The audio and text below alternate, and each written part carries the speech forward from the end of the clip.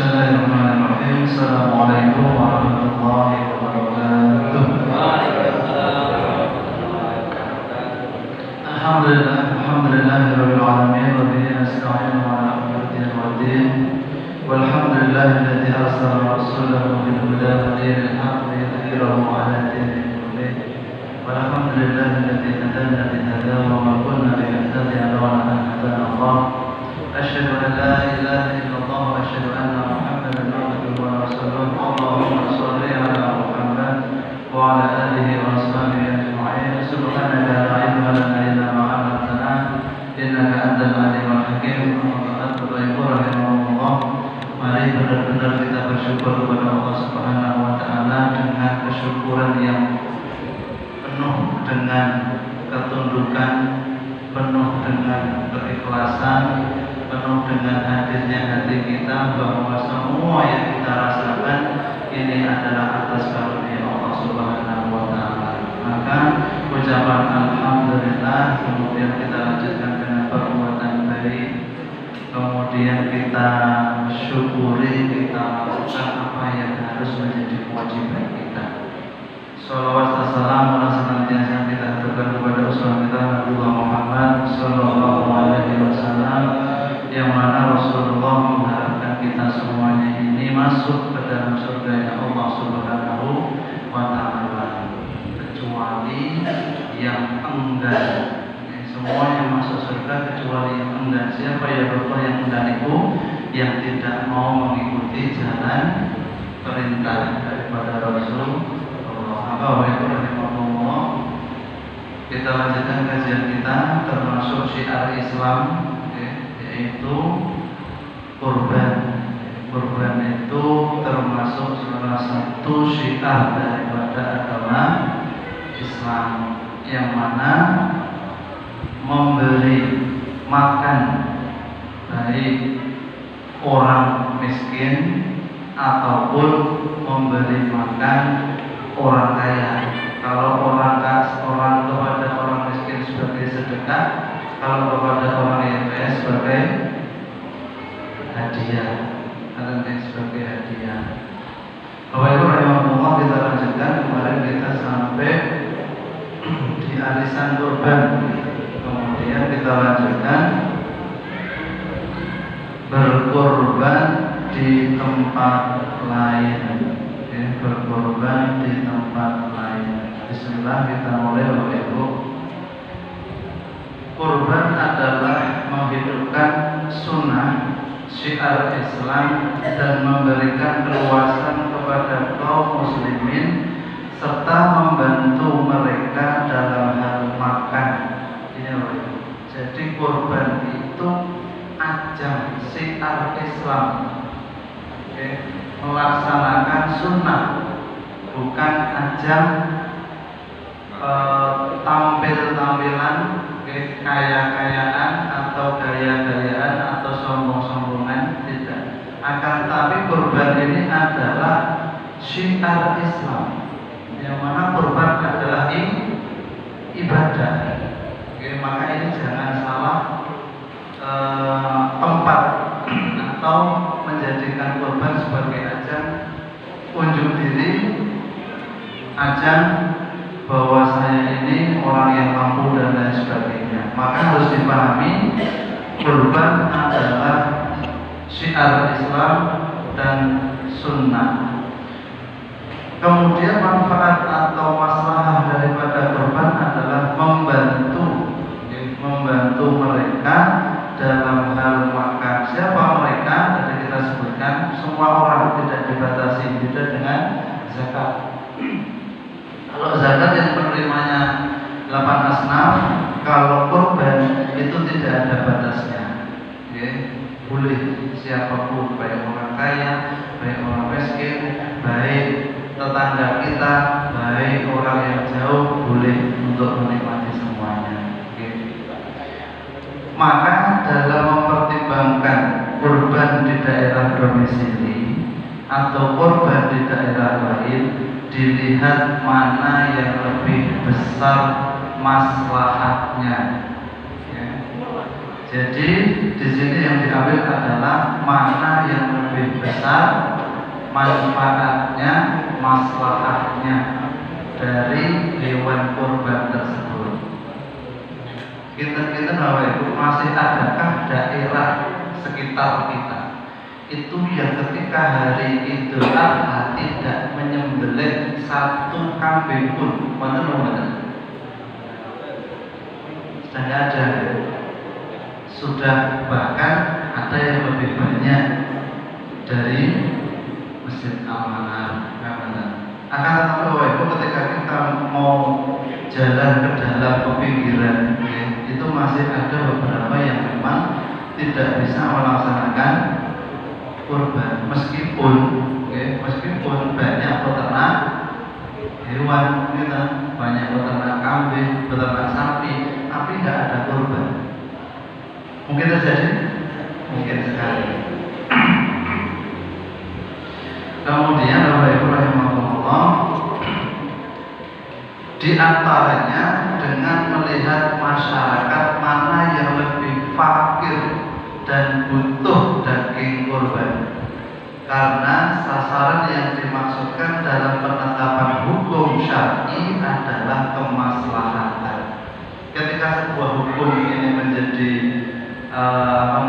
tuntutan, maka hasil atau turunan daripada hukum itu adalah kemanfaatan.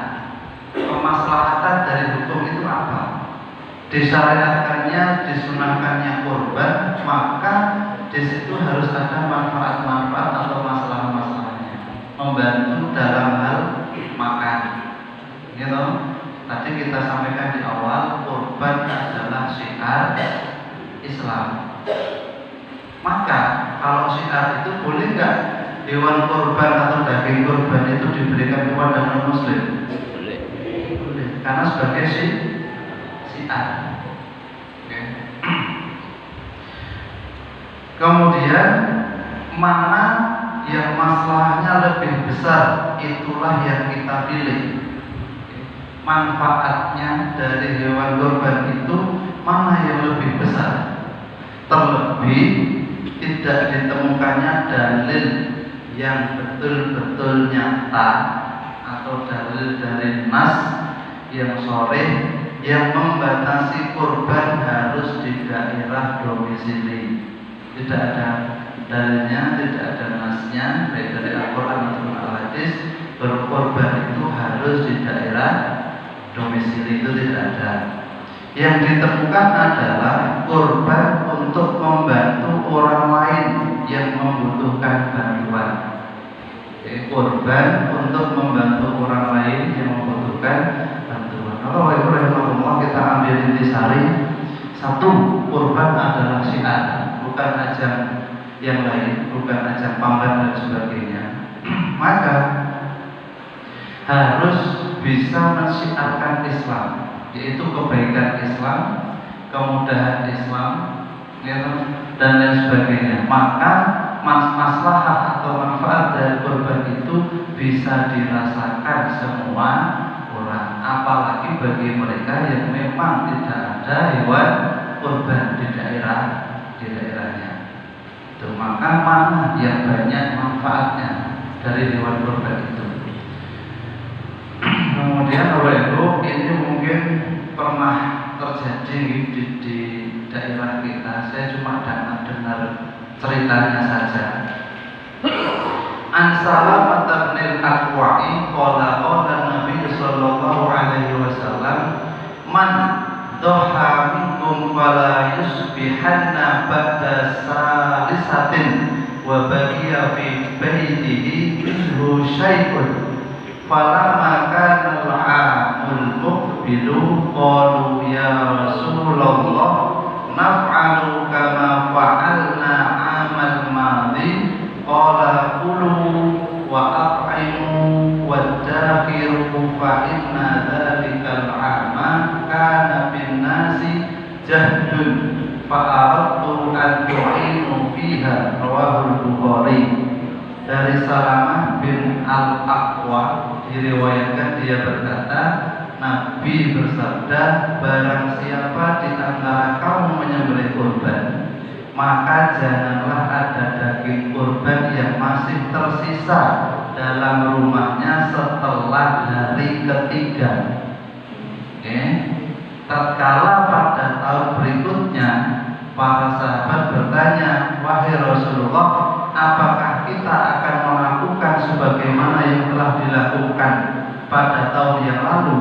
Tahun yang lalu itu tidak boleh menyimpan daging kurban lebih dari 3 hari. Gitu. Yang dimaksud, apakah kita tahun ini sama dengan tahun yang lalu? Tahun lalu yang bagaimana? Tahun kemarin itu tidak boleh menyimpan lebih dari 3 hari. Kemudian Rasulullah menjawab, makanlah, berilah makan, artinya makanlah sendiri. Kemudian kamu memberi makan orang lain dan simpanlah. Oke, dan simpanlah. Karena sesungguhnya tahun yang lalu manusia tertimpa kesusahan atau paceklik, maka aku menghendaki agar kamu menolong mereka padanya kesusahan itu. Maka Bapak Ibu rahimahullah, tidak boleh menyimpan lebih 3 hari itu, karena pada tahun itu ada paceklik. Yang lain itu pas kesusahan makan susah, kok malah kita simpan. Maka pada tahun itu ketika Rasulullah ditanya, sekarang beda. Kalau kemarin masanya paceklik, kamu nggak boleh nyimpan selama 3 hari itu. Tapi kalau sekarang sudah aman, tidak ada bencana, tidak ada paceklik, simpenan orang bobo. Oke. Sekarang simpenan nggak apa-apa. Nah, ini saya cuma dengar pernah 3 hari itu pada bingung karena tidak boleh menyimpan dari 3 hari. Akhirnya 3 hari itu ada yang dihabiskan, ada yang dijual, dan ada yang sebagainya. Maka Bapak Ibu, kalau hanya kita pahami orang lain itu terus bingung kita. Ya, ini nggak ada yang ngatur kan? Nanti cuma pahamnya sampai segini. Kayaknya pengajiannya orang kemis orang lain itu terus padahal itu baru tengah, belum penjelasan sampai akhir. Nah, belalah besok kalau tanggal 8 Zulhijjah, alhamdulillah ada tanah longsor gempa bumi. Artinya habis ini berlaku betul Bapak Ibu. Berlaku. Jadi simpen, disedekahkan. Pas betul. Bapak Ibu tahun ini hanya 1 kilo, yang 3 kilo, yang 2 kilo diberikan ke tempat bencana. Kayaknya saya kurangnya. Karena kurang dan lebih ini nggak ada ukuran. Kita itu diberi seberapapun itu ya tetap kurang, diberi banyak pun juga belum merasa lebih. Itu nafsu kita seperti itu pada dasarnya.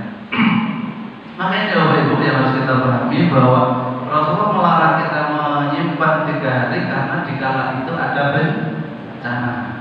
Kemudian harus kita manfaatkan hewan kurban itu semaksimal mungkin. Jadi diambil kemanfaatan,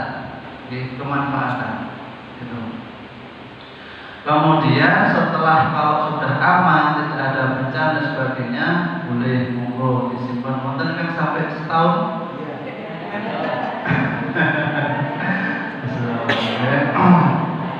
Maka Bapak Ibu, ada kaidah agama ini dibangun di atas maslahat. Di atas maslahat. Maka jangan sampai ketika kurban itu menjadi syiar Islam, syiar Islam, kebaikan Islam, malah jadi masalah. Gitu. Jangan sampai hewan kurban atau Idul Adha, Yaumul Nahar, hari raya kemerdekaan ini menjadi permasalahan. Gitu. Dikarenakan hanya hal yang remeh. Maka kemaslahatannya, kemaslahatan dari penyembelihan hewan, baik dalam rangka mendatangkan maslahat atau mencegah madarat. Bila terjadi pertemuan antara sejumlah maslahat, maka dahulukan mana yang lebih besar maslahatnya. Jika ada dua, jika ada dua kemaslahatan atau kemanfaatan, mana yang kita ambil manfaat yang paling besar. Kalau ada dua ini manfaat, di sana juga manfaat. Tapi kemanfaatannya mana? Gitu. Kalau di kita hewan kurban sebagai syiar Islam, dakwah Islam. Kalau di daerah kita ini mayoritas akidahnya sudah kuat. Ini mungkin. Ketika daging kurban ini untuk dakwah Islam, gitu, yang mana tempat-tempat itu lumbung-lumbung pemurtadan taruhlah. Gitu. Kalau di tempat lain diberikan mie untuk pindah agama, nah hewan kurban itu bisa nggak untuk menjadi ladang dakwah, untuk menjadi daya tarik, orang menjadi mu'alaf, bisa sekali. Jadi kalau di kita ini misalnya akidah kita sudah kuat, gitu, maka kita harus berani mendakwahkan itu, mencari kemanfaatan sebagai syiar Islam. Maka menimbang hal tersebut di atas, apabila daerah lain dipandang lebih miskin, lebih butuh, atau karena alasan lain di sana ada kerabat kita dalam rangka silaturahim, panjenengan punya saudara di tempat yang situ nggak ada kurban, gitu. Panjenengan punya saudara, di tempat mana, yang penting intinya di situ nggak ada kurban. Panjenengan kurban di situ lebih masalahnya lebih besar. Satu, nyambung silaturahim, kedua syiar Islam. Maka boleh berkurban di daerah tersebut. Di samping itu, amal kebaikan apabila semakin banyak manfaatnya akan semakin besar pula pahalanya. Menyalurkan kurban ke daerah lain yang dipandang lebih butuh akan lebih besar manfaatnya daripada daerah domisili yang masyarakatnya kaya. Manfaat akan benar-benar dirasakan oleh kaum miskin dan juga untuk orang yang berkorban berupa pahala dan keberkahan, karena harta yang ia dermakan benar-benar dirasakan manfaat dan kemaslahatannya. Kemudian rahimahullah, namun bila bukan karena alasan di atas, alasannya cuma dua,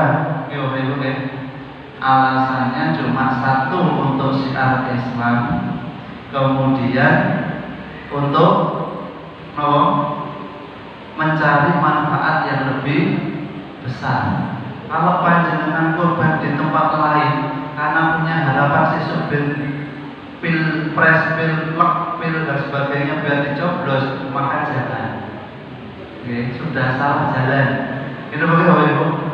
Maka kemaslahatannya itu harus tujuannya harus sesuai dengan kemaslahatan tadi. Karena untuk syiar, kemudian mencari manfaat yang lebih besar. Tapi kalau hanya untuk yang lain, maka dihentikan. Lebih baik kurban di tempat domisili. Kemudian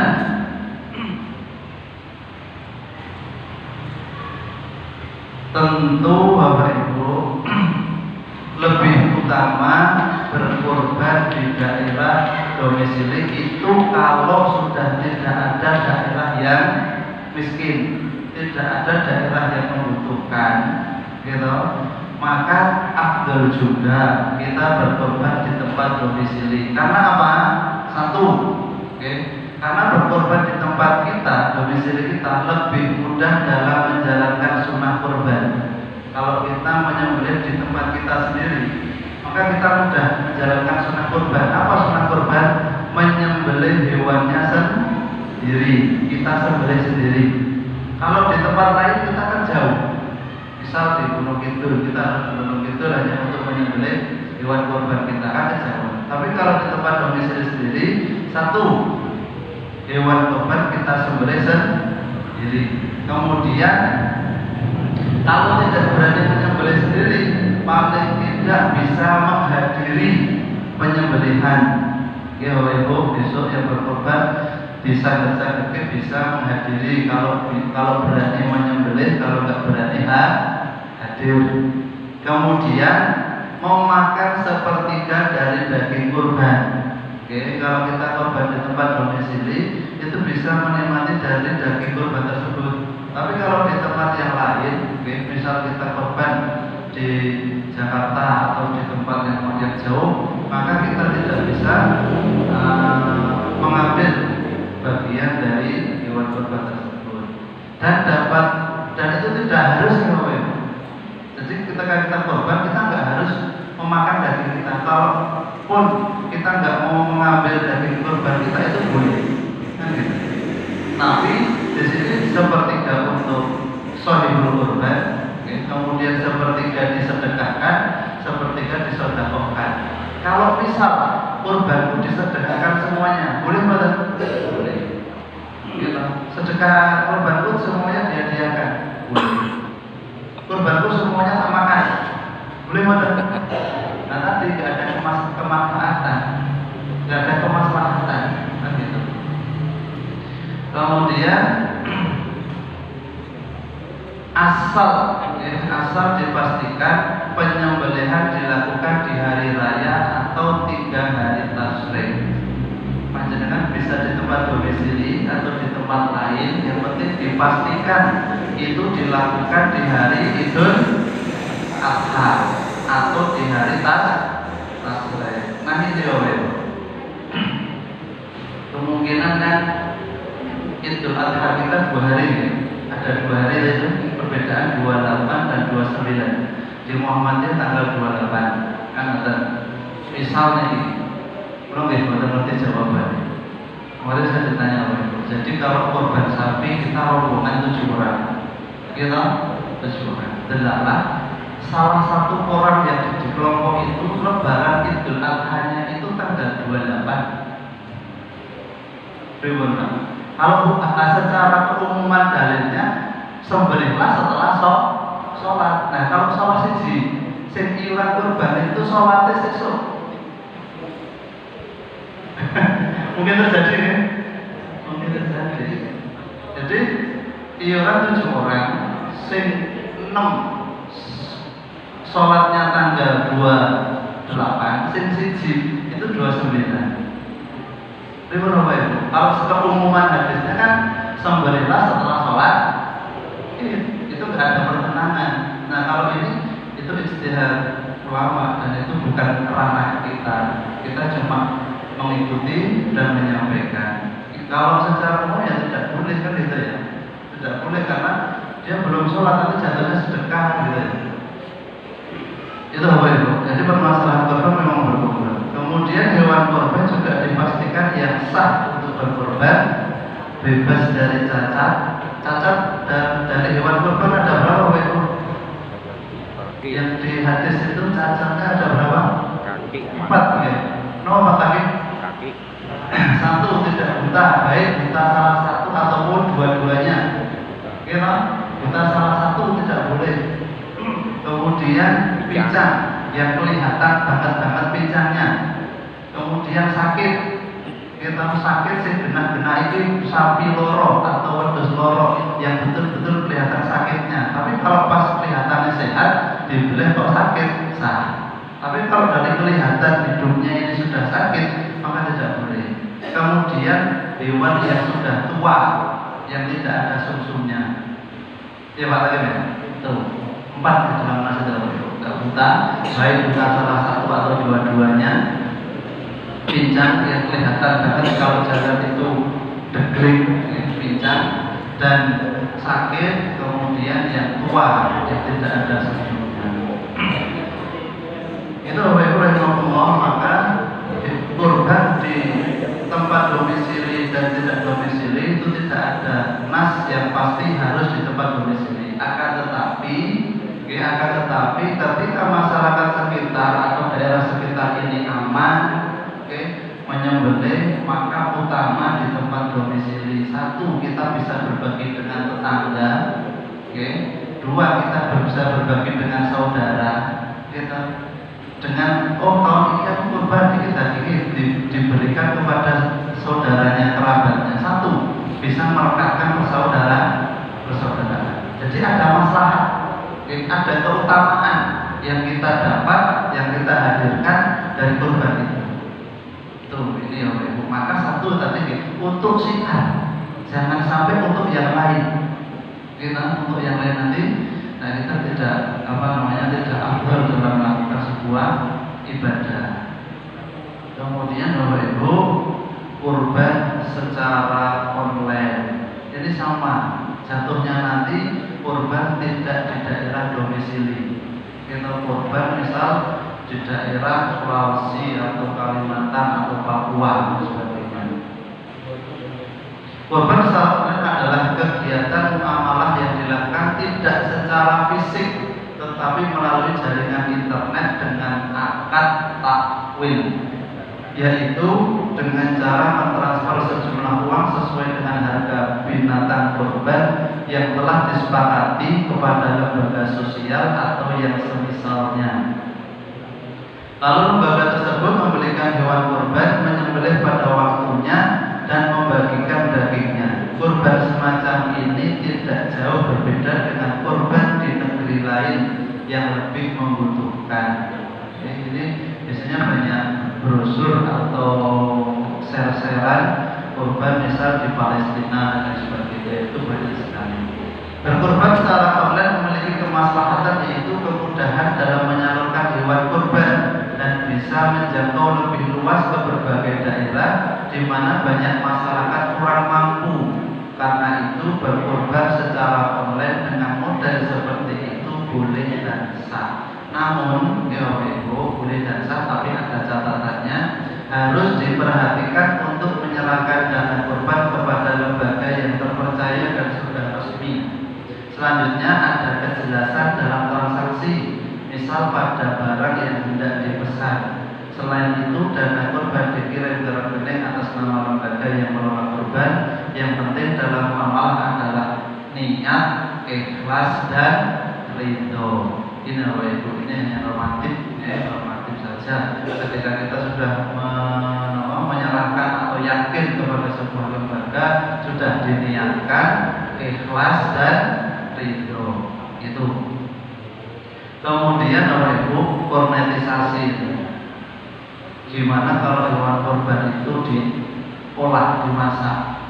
Seperti kita membagi akikoh. Kurban kali akikoh benten nomor sami apa ya? Benten nomor sami? Misal kurban panjenengan nyaki kali akikoh anten mboten?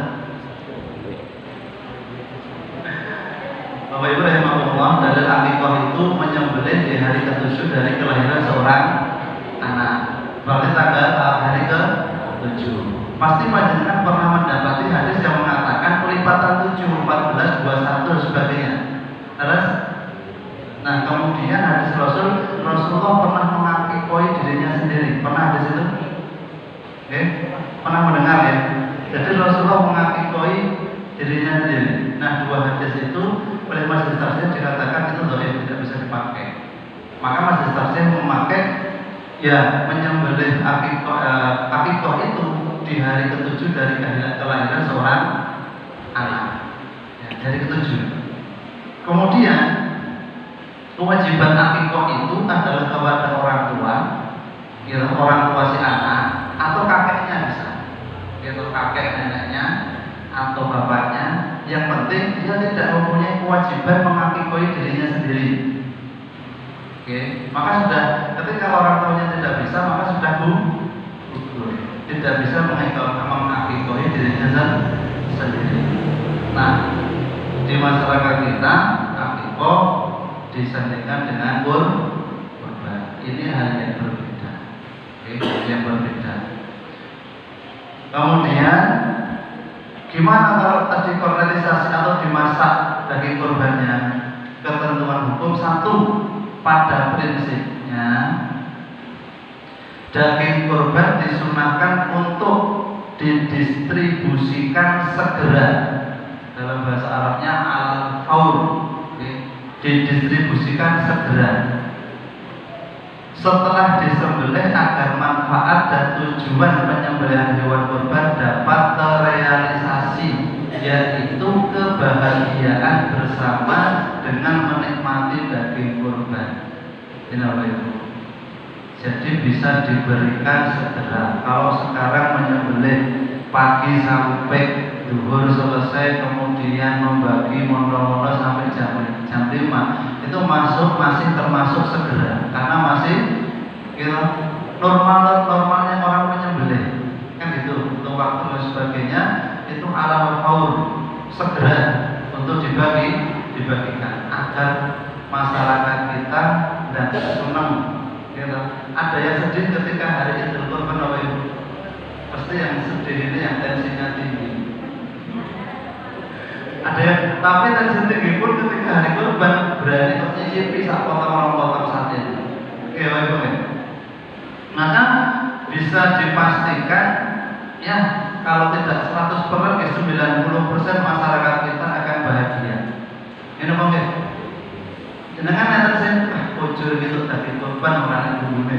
Nah, jadi bisa panitia bagi daging plus bumbu. Gitu. Artinya Bapak Ibu yang mau ini daging korban kalau bisa didistribusikan segera. Okay. Ini disunahkan. Nanti dimasak bagaimana? Nanti dibawa. Dibagikan dalam bentuk daging mentah, berbeda dengan akikoh. Kecuali di bencana tadi di mana memasaknya kan, karena bencana nggak ada peralatan, maka dibagikan secara langsung.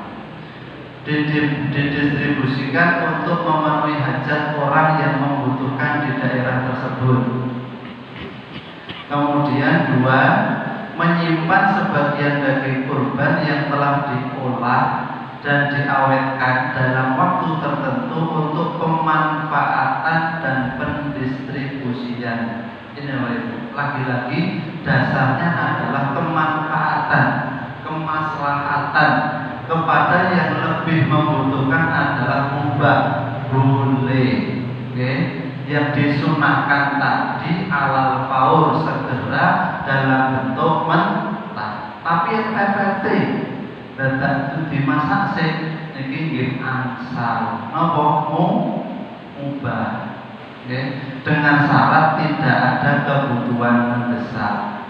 Yang ketiga, atas dasar pertimbangan kemaslahatan, daging kurban boleh untuk satu didistribusikan secara tunda, boleh diakhirkan ala takhir untuk lebih memperluas nilai maslahat. Ya, lagi-lagi nilai kemanfaatan boleh ditunda asal diharapkan manfaatnya ini lebih besar. Dua, dikelola dengan cara diolah dan diawetkan seperti dikalengkan dan diolah dalam bentuk kornet, rendang, dendeng, boleh. Sing saged awet oleh abon. Ini boleh. Ini Bapak Ibu, ini bagi apa gitu lembaga atau panitia.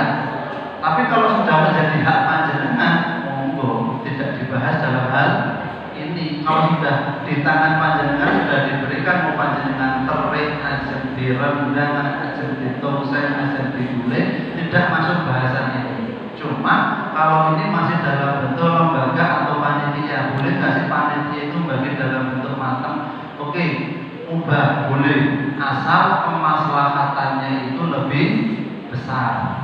Itu lebih besar. Misal mau dibawa ke tempat bencana yang jauh, kalau dalam bentuk daging segar itu mungkin bawanya harus ribet ya, harus pakai freezer, harus pakai box pendingin, maka diolah sekalian. Ini menjadi boleh. Masalah kornetisasi ini sudah dibahas melalui seminar fikih korban kontemporer pada tanggal 26 Maret 2022.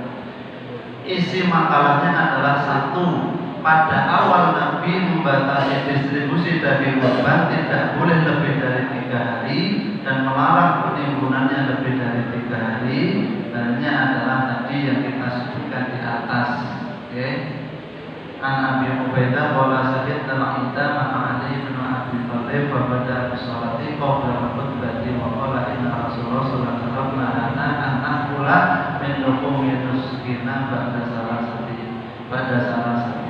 Kemudian yang kedua, nasakh hukum. Oke, tadi kan Rasulullah melarang untuk menyimpan 3 hari. Kemudian di tahun berikutnya boleh untuk memakan, boleh untuk menyimpan. Tidak boleh menyimpan lebih dari 3 hari. Itu di tahun lalu, tahun ini kalian boleh. Nah, ini namanya nasih. Nasih, kalau ada nasih mesti ada mansukh. Kalau nasih mansukh itu hukum yang datang baru menghapus hukum yang lama. hukum yang lama. Dalilnya Nabi Sa'id Al-Khudri qala Rasulullah sallallahu alaihi wasallam, ya ahlal Madinah la taqulu luhumal adhiyah fawqa salasatin. Ini qala Ibnu Musanna salasati ayyam fasaqau ila Rasulillah sallallahu alaihi wasallam anna lahum iyalan wa hasaman wa qadaman fa qala qulu aqimu wahsibu wa bisu awid dakiru. Tambahan dalil oleh Ibu, ini sebagaimana larangan ziarah kubur. Kemudian Rasulullah memerintahkan untuk berziarah. An Abdullah bin Buraidah an abihi qala Rasulullah sallallahu alaihi wasallam nahaitukum an ziyaratil kubur. Rasulullah pernah melarang ziarah kubur.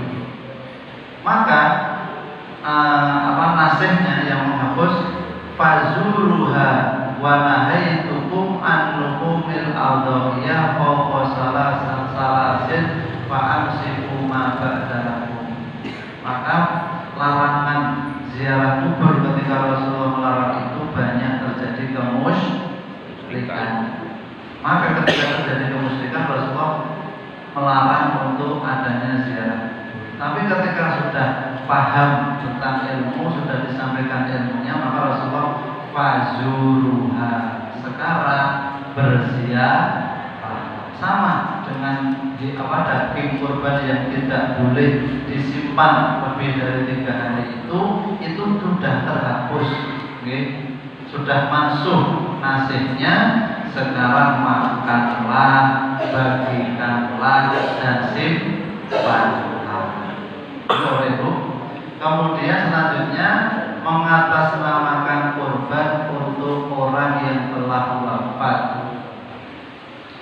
Hukum berkurban adalah sunnah muakkadah. Meskipun sunnah muakkadah Bapak Ibu, ancaman bagi orang yang mampu berkurban tapi tidak berkurban, la tuqarribanna musallana. Jangan dekat-dekat tempat sholat kami. Mampu tapi enggan untuk berkorban. Artinya enggan berkorban, enggan untuk mensiarkan Islam, untuk melakukan sunnah. Maka ancamannya sudah tidak main-main. Orang yang mampu, kemudian dia enggan melakukan korban, la tuqarribanna musallana. Jangan dekat-dekat masjid. Ini larangan. Bapak Ibu panjenengan ketika diingatkan secara langsung dengan sindiran, itu lebih lor ati sindiran apa langsung? Jojo, jangan dekat-dekat musola, jangan dekat-dekat tempat sholat. Artinya ketika ini rajin sholat, itu rajin sholat. Padahal itu perintah Allah untuk melaksanakan sholat secara berjamaah. Artinya ya di tempat-tempat sholat kan gitu. Nah ini yang biasanya diperintah kok dilarang, gitu. Ibaratnya mesti ada hal yang yang penting kan gitu ya. Ada yang penting. Itu. Maka Bapak Ibu, kalau kemarin kita sampaikan harus berhutang, tapi selama hutang itu jatuh temponya panjang. Yo tak silai 3 juta tapi sesuk seminggu balik, yo kabutan. Kan itu, maka tidak diambil. Maka kalau dia tak silai 3 juta tapi baliknya sesuk setahun orang bobo, maka ambil. Karena ini mudahkan. Dan kita selama misal 3 juta dalam kurun 1 tahun ini mudah, maka ambil. Karena sahabat pernah kemarin kita sampaikan ada yang berkorban dengan berhutang. Kemudian apa kata Allah? Banyak kebaikan yang engkau dapat. Banyak kebaikan yang engkau dapat dari engkau berhutang tapi untuk berkorban. Selanjutnya sementara itu berkorban untuk orang yang sudah meninggal dunia diperbolehkan, tapi dengan alasan rincian 1, orang yang hidup mengikutkan pahala berkorban untuk orang yang sudah meninggal dunia. Maksudnya seseorang yang menyembelih kurban untuk dirinya dan keluarganya keluarganya, baik yang masih hidup maupun yang telah wafat, seperti tuntunan hadis yang artinya Bismillah wahai Allah, terimalah dari Muhammad dan keluarga Muhammad dan dari umat Muhammad. Bapak Ibu, kita sampaikan di awal-awal, ketika kita berkorban atas diri kita, maka pahalanya akan dibagi kepada keluarga kita dan kepada saudara kita atau orang tua kita yang sudah wafat. Orang tua yang sudah wafat itu semuanya dapat bagian pahalanya. Kemudian yang kedua, menyembelih kurban yang disebabkan tuntutan wasiat yang disampaikan sebelum seseorang meninggal dunia atau sebab nazar. Panjenengan boleh mengatasnamakan orang yang sudah wafat asal orang yang sudah meninggal itu pernah bernazar, pernah berwasiat ingin kurban, tapi sebelum terlaksana kok sudah wafat. Kalau kita mampu, kita tunaikan, untuk penyembelihan itu. Maka barang siapa yang mengubah wasiat itu setelah ia mendengarnya, maka sesungguhnya dosanya adalah bagi orang yang mengubahnya. Sesungguhnya Allah Maha mendengar lagi mengetahui. Dipertegas oleh fatwa Majelis Tarjih bahwa ibadah kurban pada dasarnya ditujukan kepada orang yang masih hidup, kemudian sudah balik, berakal dan memiliki kelapangan harta.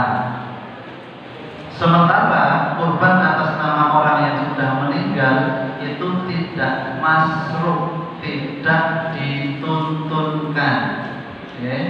Panjenengan kalau mau menyembelih atas nama panjenengan saja, nanti orang tuanya insya Allah mendapatkan pahalanya.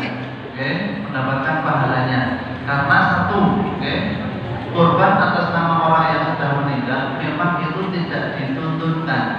Karena perintah kurban itu bagi orang yang masih hidup, berakal, balik dan mampu, kecuali orang yang telah meninggal tersebut telah bernazar atau berwasiat.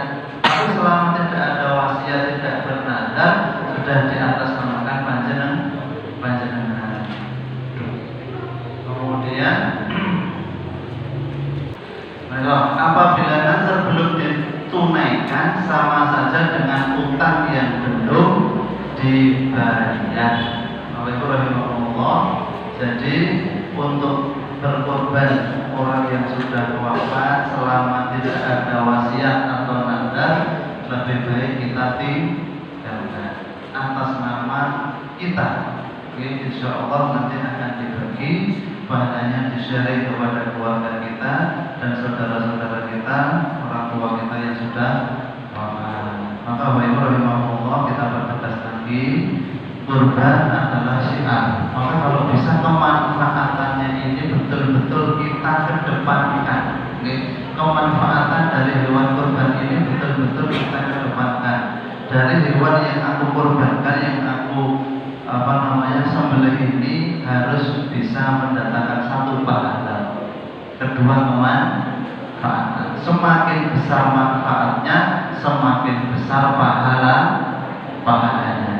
Maka Bapak Ibu yang dapat kami sampaikan, selesai ada 7 atau 6 permasalahan, dan permasalahan yang lain juga masih banyak dan berkembang. Mungkin bisa ditambah dengan pembicara atau pembicara yang akan datang. Dan mohon maaf yang sebesar-besarnya jika ada perkataan yang kurang berkenan dalam pemilihan kata atau bahasa yang tidak menyenangkan hati. Betul-betul kami mohon maaf yang sebesar-besarnya. Tidak ada maksud yang lain kecuali untuk ibadah kita semakin baik, semakin sesuai dengan tuntunan Allah dan Rasulullah. Assalamualaikum warahmatullahi wabarakatuh.